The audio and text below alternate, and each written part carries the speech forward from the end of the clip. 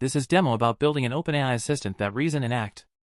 I have added a few functions as tools to the assistant that can translate audio from human language to another. Initially, a user recites a poem, then its audio is provided to the assistant to translate.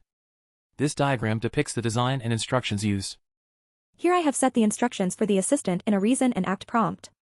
Next I have added the function calling tools. This trims the size of the audio file to 1 minute, then speech to text, text translate and finally text to speech.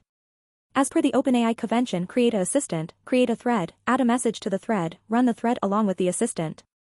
The process goes through different states. The code for this is available in the comments section. The audio preceding this is the output from the assistant. जिसके ये जंगल है, मुझे लगता है मैं जानता हूँ। उसका घर गांव में है। फिर भी वह मुझे यहाँ रुकते हुए देखेगा नहीं कि उसके जंगल बर्फ से भर रहे हैं।